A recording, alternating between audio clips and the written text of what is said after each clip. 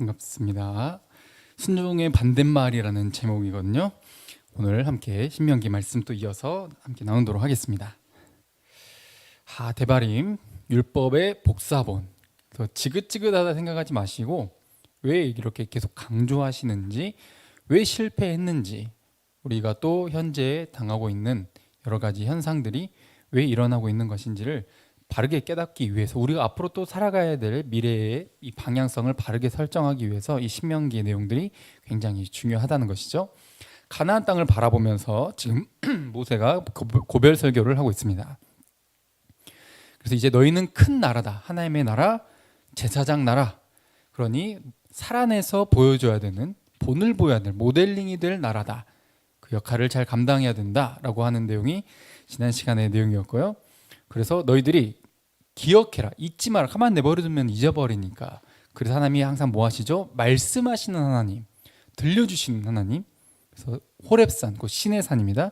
신의 산에서 말씀하시고 들려주어서 너희들이 그것을 배우고, 너희들에서 끝나지 않고 너희 자자손손 대대로 계속해서 이 말씀을 전달하고 가르쳐야 된다.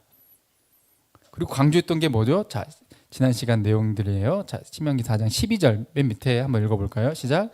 여호와께서 불길 중에서 너희에게 말씀하시되 음성뿐이므로 너희가 그 말소리만 듣고 형상은 보지 못하였느니라. 아멘. 자, 이 이후의 내용을 강조하기 위해서 지금 이 말씀이 나오고 있거든요. 음성이 들렸어요. 소리가 들렸죠. 근데 하나님의 그런 모습은 보이지 않았다는 거예요. 자연적인 현상, 하나님이 임재했다라는 그런 표시로 막 천둥, 번개, 구름, 막 불 이런 것이 보였지만, 소리만 들렸을 뿐 뭔가 사람처럼 보이는, 그 소리를 낼 수 있는 어떤 그런 인격적인 존재의 모습이 전혀 보이지 않았다라는 것이죠. 이 말씀에 이어서 오늘 내용은 너희들이 하나님이 가장 싫어하시는 것이 뭔지를 기억해라. 자, 하나님은 눈에 보였다, 안 보였다? 안 보였다. 그러니 너희들이 보이는 것을 쫓아가면 안 된다라는 거예요. 조심하고 또 조심해라. 자, 15절 읽어보겠습니다. 시작. 여호와께서 호렙산 불길 중에서 너에게 말씀하시던 날에 너희가 어떤 형상도 보지 못하였은즉 너희는 깊이 삼가라. 아멘. 형상을 어떤 것도 보지 못했으니까 뭐하라? 삼가라. 이게 조심하라는 거예요. 조심하고 또 조심해라. 너희가라는 너희 영혼이라는 말이거든요. 직역을 하면 너희의 영혼이 조심해야 된다. 눈에 보이는 것을 쫓아가면 너희 영혼은 망하는 거고, 눈에 보이지 않는 그 하나님의 말씀을 따라가는 것이 조심하는 삶이고 삼가는 삶이고 사는 길이니까. 그래서 형상을 만들어 섬기는 것, 어떤 것이라도 절대로 금지한다. 종교라고 했을 때 참 인류 대대로 보통 어떤 형상을 보고 그거를 만들고 그것에 절을 했어요. 혹은 자연에 있는 것들, 해, 달, 별, 나무, 돌, 막 별 것들을 다 가지고 그것을 신으로 모시고 숭배했다는 거죠. 근데 이것은 다른 종교나 하는 것이고, 하나님이 직접 말씀해 주신 이 하나님의 계시의 진리의 말씀은 형상과 크게 아니라 아예 관계가 없는 거라는 거예요.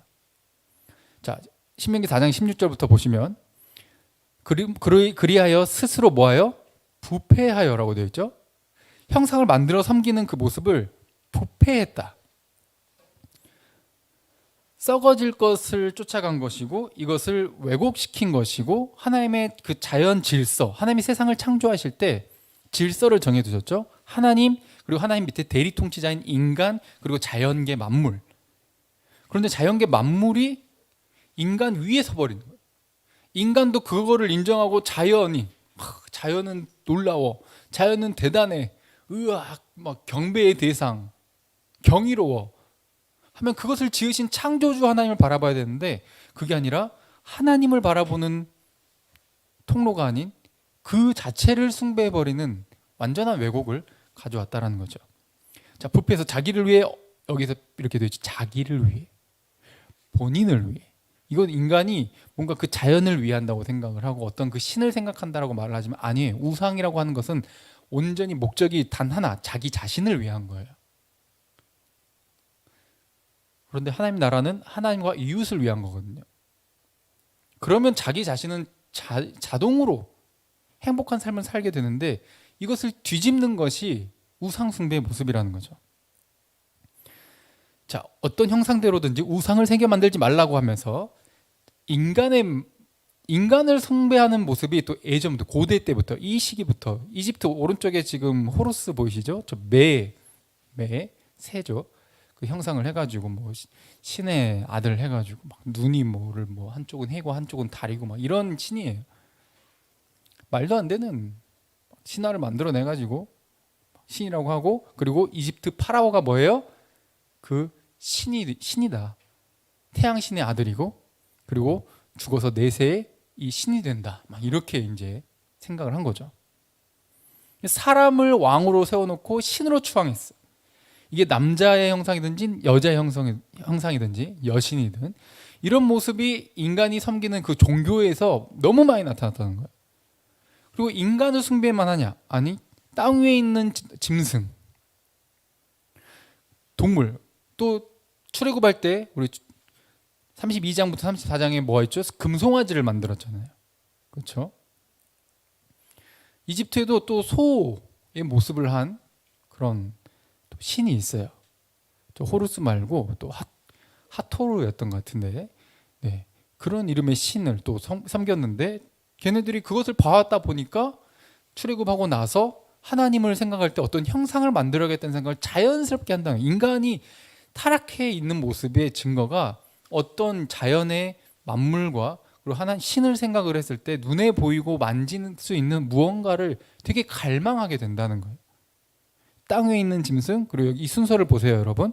인간, 땅 위에 있는 짐승, 그죠? 이런 네 발로 기는 포유류 같은 이런 짐승들, 그리고 하늘을 나는 새, 그리고 18절부터는 땅 위에 기는 곤충 혹은 파충류 이런 것들이죠.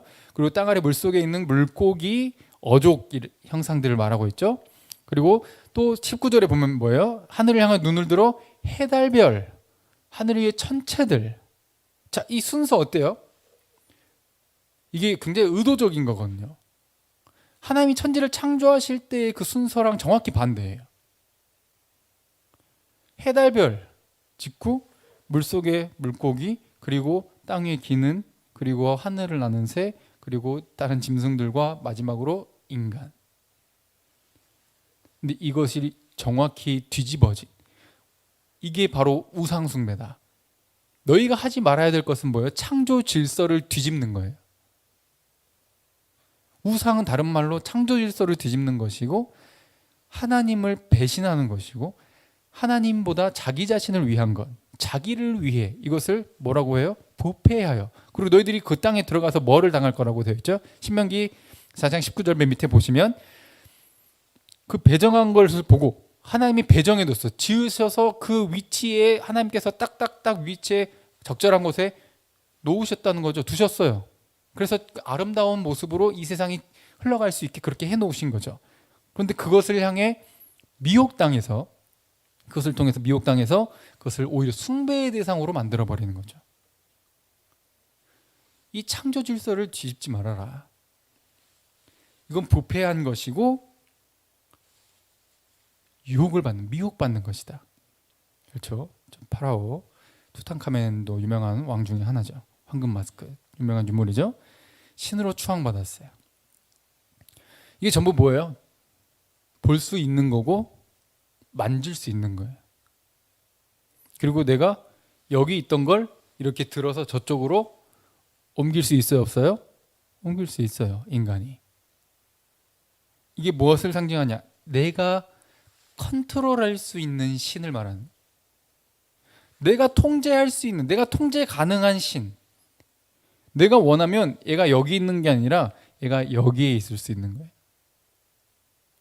이런 걸 신이라고 해가지고 만들어가지고 인간이 원하는 것을 들어줘야 되고 인간이 원하는 곳에 있어야 돼. 인간이 생각할 때 멋진 곳, 중요한 곳에 있어야 돼. 인간 중심이. 그래서 그것을 통해서 그래, 이제 저런 것들이 있으니까 내가 이제 잘 되겠지. 뭔가 자기 이제 위로를 삼는 거예요. 자기 최면을 거는 거지. 그래 이제 괜찮을 거야. 내적인 평안, 자기를 위해서. 지금 현대도 저와 여러분들도 이런 모습이 있지는 않는지 정말 조심해야 돼요. 처음에 뭐라 그랬어요? 삼가라. 조심하고 또 조심해라. 예수님 당시에도 예수님을 못 알아보고 하나님의 이름을 부르지만 예배의 형식은 지키지만 자기의 욕망, 자기 위로를 위해, 자기를 위해서 그 성경의 말씀과 하나님의 이름과 제사의 형식을 빌린 그들을 향해 예수님은 이 독사의 새끼들아라고 쌍욕을 퍼부으셨어요. 매우 조심하고 또 조심해야 되는 거예요. 코로나 시기를 거치면서 우리가 경험하고 있는 이 시기에 이것을 다시금 깨달아야 된다는 거예요. 내가 하나님보다 나 자신을 위해서 섬기고 추구하는 그 방향성, 나의 위로, 내 만족을 위한, 이게 과연 하나님을 위한 거 맞아? 이게 정말 이웃을 위한 게 맞아? 아니면 나를 위한 거예요? 이 끊임없는 고민이 필요하다는 것을 오늘 말씀을 통해 우리에게 가르쳐주고 있어요. 볼 수 있고 만질 수 있는 신, 내가 언제도 옮길 수 있는 신, 이것과 무엇을 대조시키고 있냐? 하나님은 지금 아까 위에 뭐 하셨다 그랬어요? 말씀하시는 하나님. 그러니까 보이는 것과 안 보이는 것을 대조시키는 게 아니라 보이는 것과 들리는 것을 대조시키고 있어요. 이해되시겠어요? 하나님이 뭐 하신다고요? 그냥 안 보이고 안 존재하는 분이 아니라, 그래서 다른 무신론자들이 말하는 것처럼 애초에 없던 거를 만들어가지고 막 있는 것처럼 그렇게 막 철석같이 믿고 그렇게 오랜 역사 동안 이야기하니까 그렇게 존재하는 것처럼 보이는 거 아니야? 이렇게 하는지 모르지만 그건 정말 터무니없는, 근거 없는 그냥 본인의 생각인 것이고, 하나님은 항상 우리에게 뭐 하셨어요? 말을 거셨어요. 말씀하셨어요. 존재하셨다는 말이에요. 말씀하셨다는 것은 뭐예요? 저기 눈에 보이고 만져지는데 쟤는 말을 못해요. 말을 한다는 것은 뭐가 있다는 거예요? 생각과 뜻이 있다는 거예요. 감정이 있는, 의지가 있는 이 인격적인 존재라는 거죠. 그 인격에게 너와 내가 만나서 교제하는 것은 하나의 이 관계를 이루는 거예요. 근데 저 우상들은 우리와 관계를 맺어요, 못 맺어요? 관계를 못 맺어요. 일방적이야. 내가 일방적으로 갖다 바치고, 내가 일방적으로 원하는 걸 요구하고, 내가 원하는 대로 컨트롤하는, 들을 수도 말할 수도 느낄 수도 없는 저 것들을 향해서 신이라고, 그리고 저걸 품속에 품고 막, 여러분들 십자가 목걸이 막 그냥 액세서리로만 하지 막 이것이 내가 막 뭐 신앙에 뭐 뭐고 막 이것이 있어가지고 뭐 하나님 날 지켜주고 이런 생각하면 굉장히 곤란합니다. 말도 안 되는. 그냥 집에 뭐 걸어두시는 것도 잘 생각하시고 조심하세요. 왜 다른 종교랑 다르게 저희 기독교 안에는 웬만하면 그림도 잘 안 두려고 하고 어떤 형상도 두지 않으려고 할까요? 보통 개혁주의라 하면은 또 앞에 단상만 딱 있어요. 설교자가 설 수 있는. 왜 그럴까요? 이거예요. 들려주시는 하나님, 말씀하시는 하나님. 신명기 6장에는 오늘 본문은 아니지만 이스라엘아 들으라. 들으라라는 말이 저게 쉐마라는 말이에요. 자, 뭐라고요? 따라할까요? 시작. 쉐마. 쉐마부터 시작해요. 이스라엘아로 시작하지 않고 쉐마부터 시작해요. 원어는 쉐마 이스라엘. 들어라. 중요한 거예요. 들어라. 왜? 하나님은 뭐 하시는 분이시니까? 말씀하시는, 말을 건네는, 인격이 인격에게 너와 내가 만나 관계를 이루는 유일하신 하나님. 멋지지 않아요? 관계를 맺을 수 있는, 내 마음과 생각을 다 아시고 하나님 뜻을 들려주기를 원하시는 유일한 신. 다른 건 신이 아니야. 다른 건 다 가짜지. 우리에게 들려주실 수 있는, 계시하시는, 계시하는 건 뭐예요? 우리가 가만히 있으면 몰라요. 가만히 있으면 돌이나 섬기지, 해나 달, 별이나 섬기고 있는 거예요. 고대 때부터 해, 달 이런 것은 굉장히 높은 신으로 추앙을 받았거든요. 근데 어때요? 순서상 창조 질서에서 해, 달, 별은 어때요? 오히려 인간보다, 짐승보다 저 아래, 마치 계급으로 따지면 그렇게 따질 수는 없지만 먼저 만들어져 가지고 하나님께서 인간을 위해 설정해 두신 그냥 배경에 불과한 것인데, 그것을 하나님과 바꿔버리고 하나님의 위치에 올려놓고 섬기고 있으니 이 무슨 짓이냐는 말이에요. 오직 유일한 신, 그것은 우리에게 말을 걸 수 없고 우리에게 인격적인 교제를 제한할 수도 없지만 하나님은 다르다는 거죠. 너와 나. 그리고 이 우상은 우리가 언제든 들고 다닐 수 있고 옮길 수 있고 부시려면 부실 수 있고, 근데 인간 손으로 또 만들려면 다시 만들 수 있어. 이게 뭔 신이야? 근데 이거를 붙잡고 막 신이라고 부적 갖다 놓고 이걸 막 날 지켜준다고 그러면서 기독교 신은 막 손가락질하고 욕하는, 물론 이제 뭐 그분들을 비하하려고 하는 건 아닙니다. 이게 정말 무지한 상황이라는 거죠. 하나님은 우리에게 말씀하시고 말을 건네시는 분뿐만 아니라, 자, 또 20절도 읽어볼게요. 자, 시작. 여호와께서 너희를 택하시고 너희를 쇠 풀무불 곧 애굽에서 인도하여 내사 자기 기업의 백성을 삼으신 것이 오늘과 같아도. 아멘. 자, 저 우상들은 내가 옮길 수 있어, 내가 부실 수 있고 다시 만들 수 있지. 그런데 하나님은 우리 마음대로 컨트롤이 돼야 안 돼요? 안 돼요. 전능하시고 주권자 하나님이세요. 그리고 오히려 그분이 우리를 먼저 찾아오시고 우리를 그 애굽에서 건져내사 하나님의 약속의 땅으로 옮겨 심어 주셨어요. 이걸 구원이라고 이야기를 하잖아요. 내가 그분을 옮길 수 없어요. 내 마음대로. 그분이 우리를 옮겨 주셔요. 이게 이렇게 대조되고 있다는 거죠. 쇠 풀무불, 이 용광로를 뜻하는데, 철 용광, 이 쇠 용광로, 엄청 뜨거운 거죠. 그래서 고난을 상징할 때가 많은데, 그 고난의 시기, 애굽에서 너희들 정말 힘들었지 않냐? 그런 너희를 사랑하셔서 너희를 건져내서 너희를 옮겨주신, 구원해주신 이 하나님, 그리고 자기 기업의 백성을 삼았다 그랬죠? 기업은 뭐 유산을 물려준다, 상속하게 해준다라는 거거든요. 고대 문화에서 상속받는 자는 누구냐? 장자예요, 장자. 그러면 저분이 내 아빠, 내 아버지고 나는 그분의 장자라는 의미가 되거든요.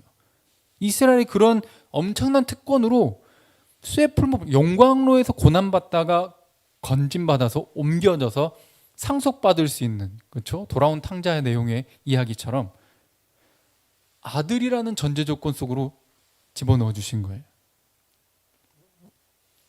저 독수리 날개로 업어서 우리를 옮겨주셨다라고 출애굽기에는 그렇게 설명하고 있잖아요. 참 그림 귀엽게 잘 그리신 것 같아요. 새끼들을 업어서 옮겨주고 있어요. 새끼들은 신나하고 있죠. 이게 우리의 모습이라는 거죠. 이 모습이 모든 종교, 역사상 항상 그때 당시마다 공존했던 종교들과 다른 모습이었어요. 인간의 생각에서 나온 종교들은 뭔가 형상이 있고 뭔가의 그런 숭배하는, 또 인간의 손으로 만들고 다시 부셨다가 다시 만들고 하는 그런 인간의 통제 안에 있는 그런 신들에 불과하지만, 하나님은 어때요? 하나님의 생각 인간이 알 수가 없어. 다 알 수가 없고 하나님이 말씀해 주셔야만 알 수 있어. 하나님이 본인을 보여주셔야만, 나타내셔야만 들을 수 있고 볼 수 있고 깨달을 수 있어요. 그래서 이것을 계시라고 해요. 하나님 자기 자신을 보여주시는 것, 나타내신다. 그래서 우리는 계시의 종교를 하는데, 종교라는 말을 저는 별로 좋아하지 않아요. 진리니까. 어쨌든 하나님이 우리를 깨닫게끔 들을 수 있게끔 들려주셔야 하는 거죠. 이게 뭐를 지금 시사하는 거예요? 인간의 생각에서 나온 종교가 아니라는 거예요. 다른 종교들과 너무 다르다는 거예요. 모습이 언제나. 그리고 항상 배타적이었고, 그래서 다른 종교들로부터 손가락질을 받고 편협하다, 지들밖에 모른다, 지들만 구원이 있다고 말한다라고 항상 욕을 들어왔던 이유가 뭐예요? 진짜라서 그래요. 인간의 생각에서 나온 게 아니기 때문이에요. 인간이 만들어낸 종교 중에 최고가 불교라고 그러거든요. 인간의 욕망을 정확하게 파악했고 그것을 버려야 무의 세계로, 그렇죠? 열반으로 오른다 막 이렇게 하는데 못 버려요. 죽어도 못 버려요. 아무리 인간이 노력을 해도 절대로 완벽이라고 하는 그곳에 다다를 수 없어요. 인간의 노력으로, 인간의 정성으로, 인간의 손으로 무언가 하는 다른 종교와는 다르게 하나님이 들려주시고 하나님이 나타내 주 계시해 주셔서 하나님이 명령하신 대로 가는 게 이 계시의 성경을 근거로 하고 있는 우리의 모습이라는 것이죠. 그러니 사람의 생각에서 나온 모습이 아니다. 종교가 아니다. 자, 21절부터 또 보시면 하나님께서 모세에게 진노하셨던 것. 왜? 이스라엘 백성들이 범죄해서, 그렇죠? 무럽다고 목마르다고 막 그랬었던 그 과거 또 다시 생각나게 하죠. 지난 시간에 했기 때문에 가볍게 넘어가고, 그래서 너희들에게 주신 그 아름다운 땅에 나는 못 들어간다라고 하셨다. 나는 이 땅에서 죽고 요단을 못 건너가겠지만, 다시 강조합니다. 23절 읽어볼게요. 시작. 너희는 스스로 삼가 너희 하나님 여호와께서 너희와 세우신 언약을 잊지 말고 내 하나님 여호와께서 금하신 어떤 형상의 우상도 조각하지 말라. 아멘. 조심하고 또 조심해라. 또 강조하고 있죠. 뭐를 잊지 말아라고요? 언약을 잊지 말아라. 지난 시간에도 계속 잊지 말아라, 기억해라, 에빙하우스의 그 만각곡선 이야기 하면서 우리가 이야기 나눴었는데, 하나님의 약속을 잊지 말아야 되는 거예요. 약속을 잊는 것은 뭘 상징하죠? 우상을 섬기는 것을 말해요. 이게 동시적인, 약속을 잊으면 바로 우상을 섬기게 돼요. 이게 동시적으로 일어나 버려요. 두려움이 찾아오면 믿음이 사그라지고, 믿음이 생기면, 믿음이 충만해지면 두려움이 사라지는 거예요.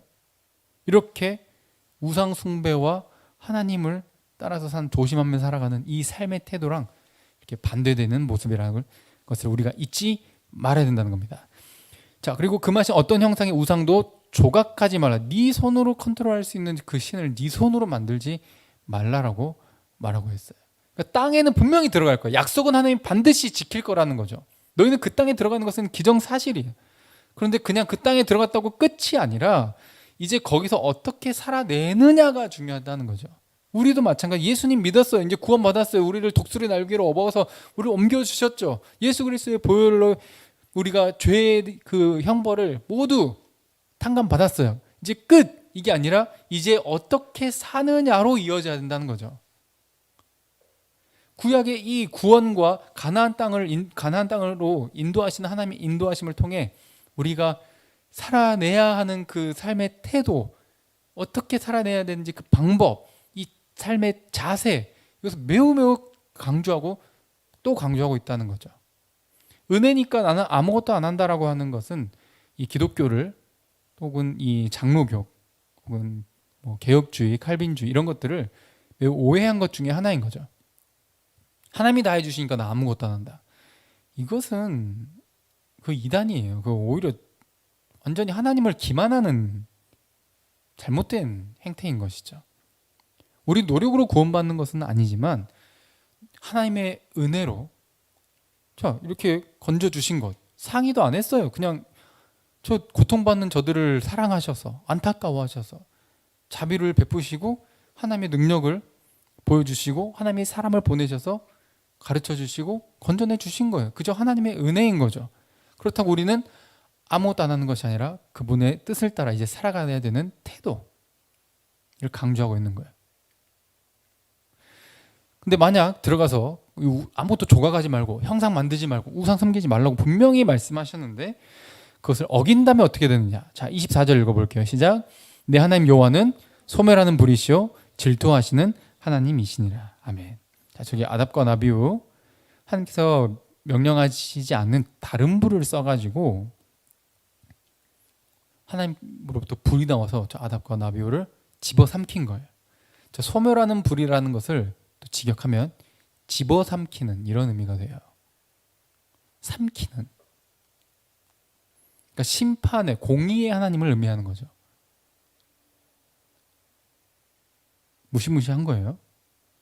이 하나님을 한 분 하나님이시지만 그 모습이 함께 있다는 것을 알아야 돼요. 여러분도 어때요? 저도 한 사람이지만 저 사람은 참 착해. 저 사람은 참 착해라고 한다고 저 사람을 화나게 하면 화를 안 낼까요? 화를 안 내야 되는 사람인가요? 착한 사람은? 화를 못 내는 사람인가요? 무시해도 되는 사람인가요? 아니잖아요. 근데 왜 하나님을 향해서 모순적이라고 이야기하냐고. 우리 인간이 하나님을 닮은 건데. 잘못된 것을 보면 분노가 나오는 것이 정상적이라는 거예요. 잘못된 것을 심판하시는, 삼켜버리는 불.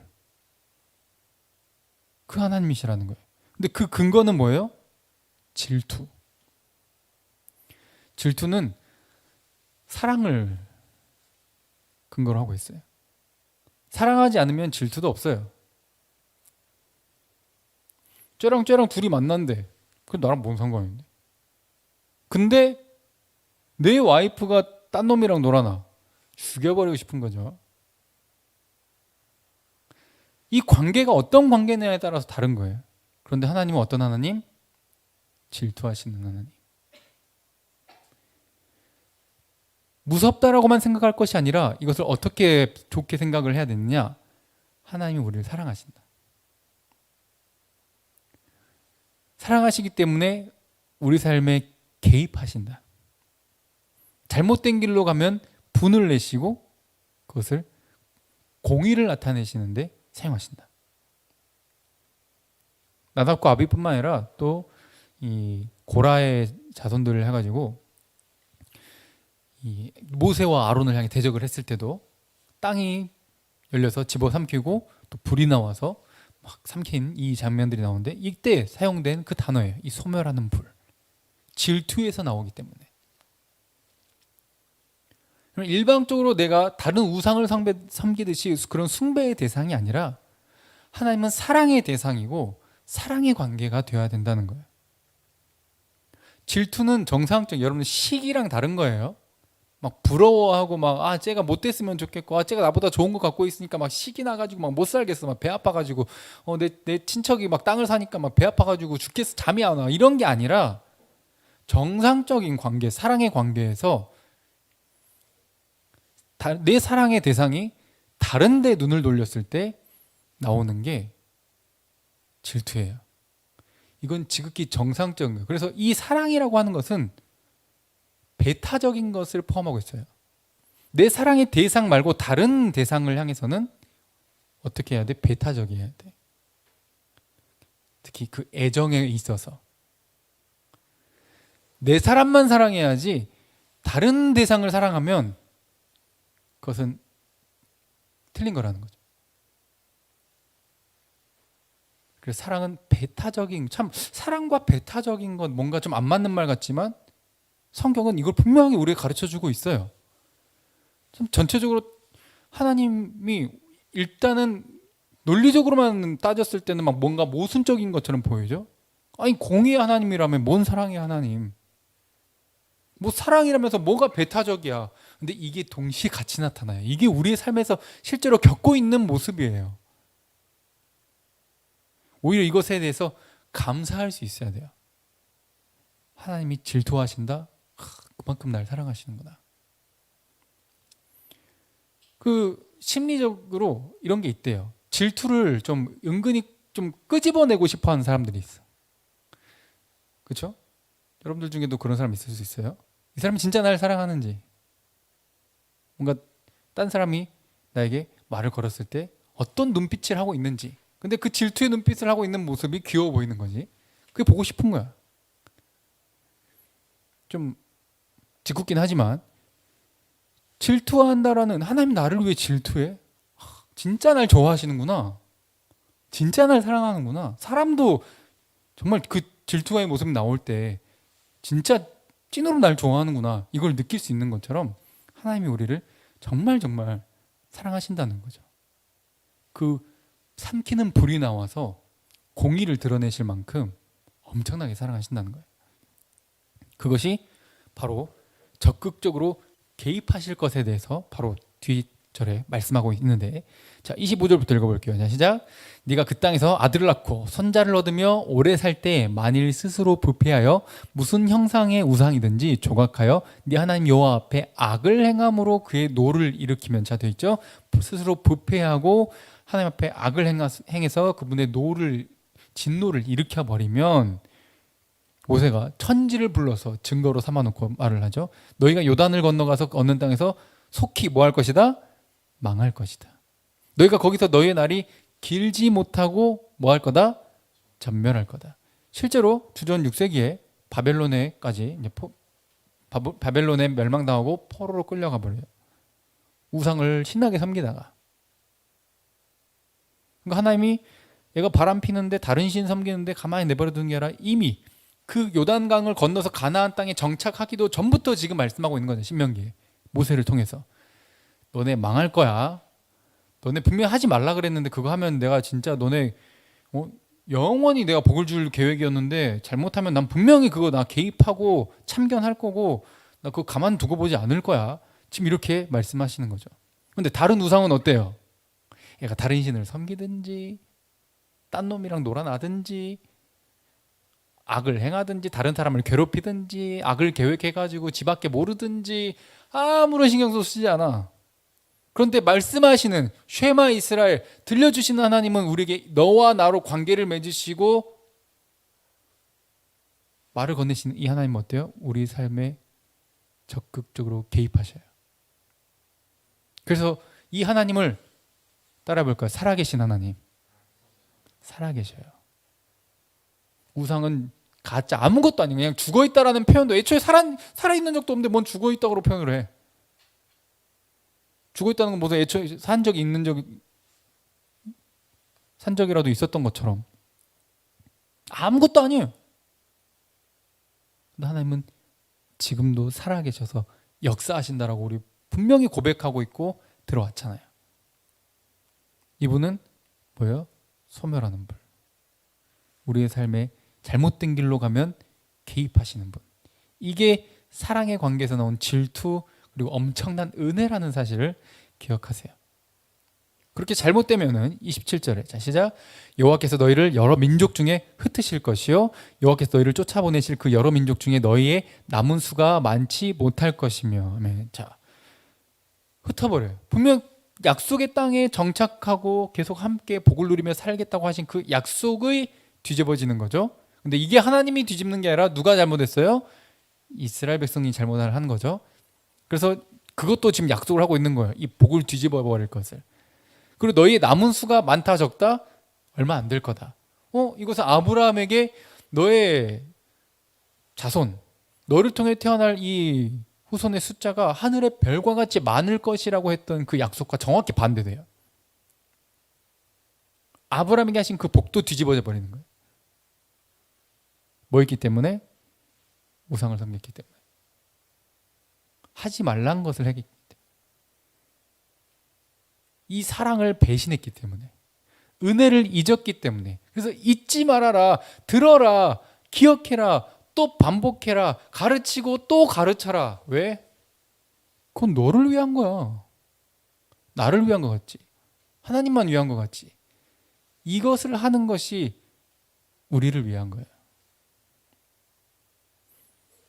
그래서 우상 섬기면 그래 네가 원하는 우상 실컷 섬기게 해줄게. 무시무시한 거예요. 이 시대의 우상은 돈이죠. 명예도 될 수 있고 쾌락도 될 수 있고 실컷 하게 해줄게. 내버려 두는 것. 엄청 무서운 거예요. 28절에 사람의 손으로 만든 바. 걔는 뭔가 보이긴 하는데 걔는 못 봐. 그렇죠? 너는 듣는데 걔는 못 들어. 뭘 먹을 걸 갖다 밑에 깔아놔도 못 먹어. 냄새도 못 맡아.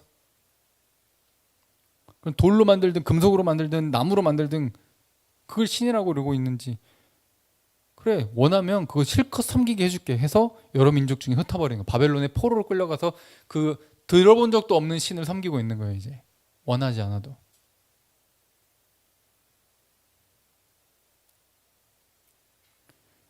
기억하셔야 돼요. 하나님은 한 분이시고 살아계시는데 그분 안에 이런 성품이 함께 있다라는 거죠. 근데 여기서 끝나지 않아요. 실제로 이스라엘은 포로로 끌려갔고 다른 신을 섬겼죠. 그리고 거기서 부르짖고 고통 속에 몸부림을 치게 돼요. 난리를 치게 되고 정말 처절하게 다시 하나님을 찾게 될 텐데, 그때 하나님께서 또 미리 이 신명기, 우리는 시간을 살지만 영원을 사신 하나님이 모든 것을 다 보고 계시는 거예요. 얘네가 우상 섬길 걸 다 알고 계시는 거예요. 저와 여러분들이 딴 생각하는 거 다 알고 계시는 거예요. 이렇게 지금 열심히 신앙생활한 것 같지만 나중에 또 자빠질 것도 미리 다 보고 계시는 거예요. 그런데 거기서 끝나면 우리는 소멸하는 불에 삼켜져서 그냥 심판받고 끝나버리겠죠. 거기서 그치지 않아요. 요단강을 건너기 전에 그 땅에 들어가서 너희들이 어떻게 살아야 될 것을 미리 말씀하시지만 그렇게 못 살 것도 아시고 그 이유까지 말씀을 해주시는 거예요. 29절 자 시작. 그러나 네가 거기서 네 하나님 여호와를 찾게 되리니 만일 마음을 다하고 뜻을 다하여 그를 찾으면 만나리라. 아멘.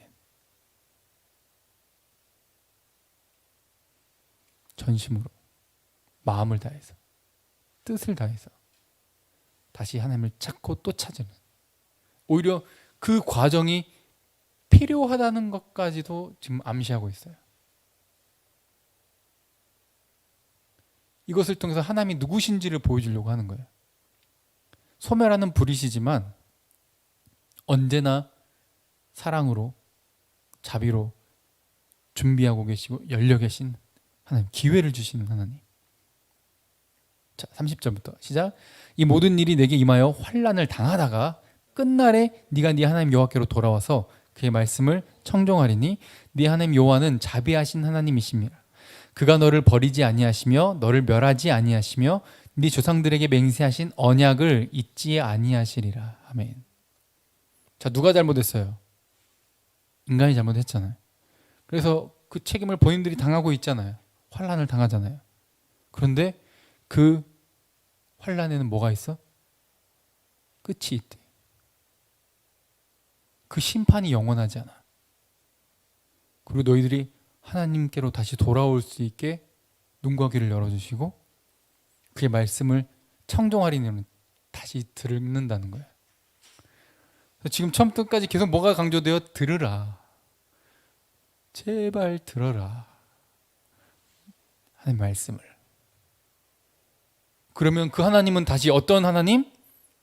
31절 시작. 네 하나님 여호와는 자비하신 하나님이시미라. 자비하신 하나님.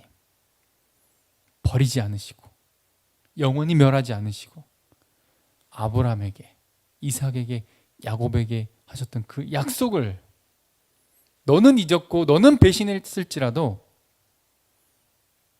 하나님은 잊지 않으신다. 베드로는 본인의 입으로 주님 감옥에 가면 나도 감옥에 가고 주님 죽으면 나도 죽는 데까지 따라가겠다고 진심이었어요.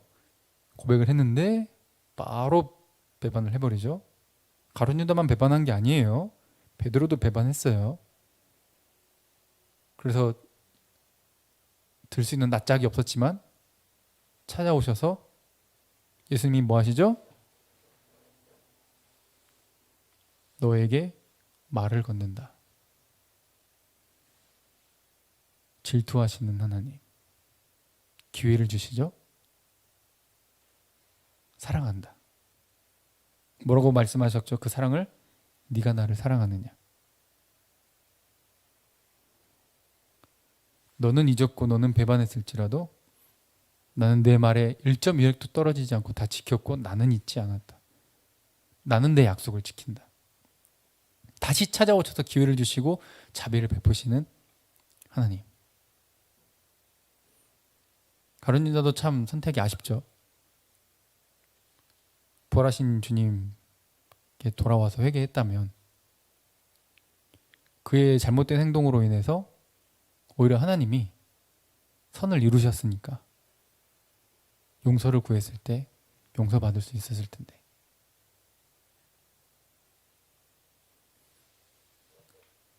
그래서 우리에게 지금 뭐하란 돌아와라.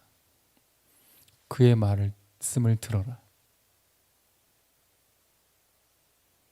우린 돌아서고 우린 배반했어도 그분은 변하지 않고 지키신다. 예수님께서도 이 말을 따라 이렇게 기도하라고 하시는 것에 대해서 이렇게 말씀하시죠. 자, 마태복음 7장입니다. 시작.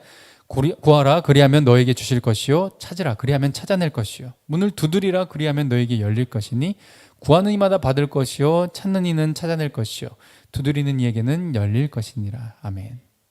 이건 기도할 때 네가 원하는 거 기도하면 다 들어준다는 말이 전혀 아니에요. 오해하시면 안 돼요. 너 어려운 지금 마태복음을 받는 이 독자들과 당시에 이 로마의 또 예수님 당시에 이 산상수훈을 듣는 자들은 어때요? 가난해요. 고통받아요. 식민지 지배를 살고 있어요. 이 고통 속에 다시 여호와께 돌아와 하나님을 구하고 하나님을 찾고 하나님의 나라와 그의 뜻을 구하면 분명히 마태복음 7장 저 전에 6장 마지막에 그의 나라와 그의 뜻을 먼저 구하라 되어 있거든요. 그러면 준다. 구원의 길, 회복의 길. 그리고 저 순간에는 저 회복 그 자체, 구원 그 자체, 생명 그 자체, 길 그 자체, 진리 그 자체, 사랑 그 자체 예수님이 말하고 계셔요.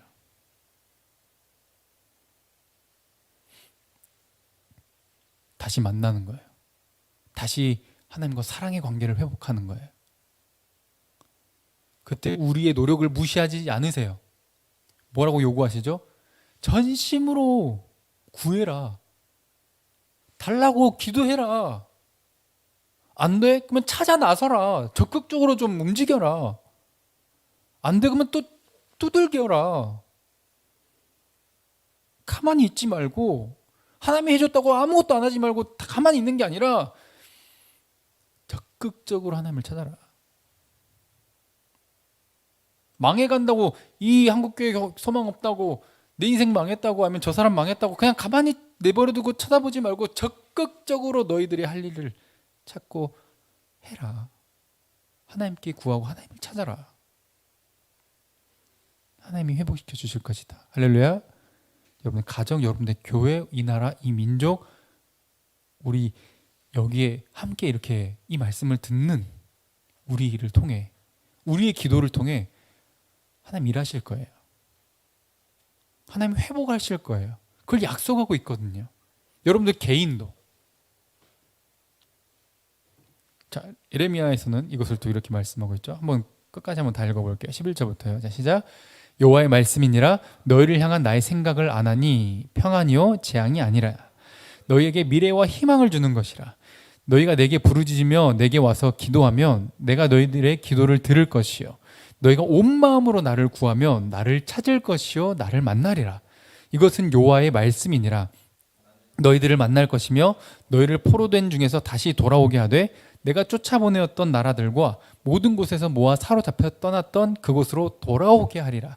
이것은 여호와의 말씀이니라. 아멘. 잡혀갔어도 요단강 건너고 그 땅에 정착하기 전에도 예수님 당시에도 그리고 지금도 여전히 살아 역사하셔서 말씀하시고 개입하신 하나님. 우리는 잘못하고 떠났지만 하나님의 계획은 분명합니다. 우리에게 샬롬, 평안을 주는 것이에요. 이것을 믿으셨으면 좋겠습니다. 그리고 고난에는 끝이 있고 예수님도 십자가 죽음으로 끝이 아니라 부활하셨습니다. 이번 주 부활주일이었잖아요. 그렇죠? 죽음은 새로운 시작인 거예요. 누구에게? 예수 그리스도를 믿는 자들에게는. 부활의 소망. 끝이 아니라 새로운 시작이에요. 우리 일반적으로 기독교인이 아니어도 다 인정하잖아요. 끝이 아니라 끝은 새로운 시작을 의미한다. 여기 진리의 내용이 숨겨져 있는 거예요. 끝이 아니에요. 시작이죠. 그러니 용서하실 하나님을 붙잡고 나 따위가 이렇게 생각하지 마시고, 또 우상 숭배했고 내가 내 명예, 내 학벌, 내 돈 이런 걸 추구했을지라도 이제라도 다시 하나님 눈에 보이고 내 마음대로 할 수 있는, 내 욕망을 투영시켜서 내 삶이 내 마음대로 되고 내가 원하는 대로 될 수 있는 거, 돈이 있으면 그렇게 된다고 생각할 거고, 내가 좀 명예가 있고 내가 학벌이 있고 인맥이 있으면 그렇게 된다고 생각을 했는데, 이 착각을 용서해 주시고 다시 여호와께 돌아가 아버지의 뜻대로 깨닫고 살아내게 해 주시옵소서. 저 그림 참 내용이 좋아서 가져왔는데요. 하나님의 약속. 돌아오면 용서하겠다. 우리는 뭐예요? 그 용서를 신뢰하니까, 믿으니까 너무 평안하고, 그리고 우리의 삶도 부족한 것, 삐그덕거리는 삶의 연속이지만 평안을 누리며 또 하나님 앞에 다시 나올 수 있는 그런 힘을 얻을 수 있는 거죠. 왜? 용서하신다고 약속하셨으니까. 언제든 돌아오면 또 용서하신다고 하셨으니까. 그것을 악용해서 그럼 내 마음대로 살아야지가 아니라 최선을 다해 하나님의 뜻을 구하고 찾고 두드리는 저와 여러분들이 될 때 하나님의 나라가 그곳에 임하고 하나님의 뜻이, 하늘의 뜻이 이 땅 가운데 이루어지는 놀라운 기적의 역사가 일어나게 될 줄로 믿습니다. 함께 기도할게요.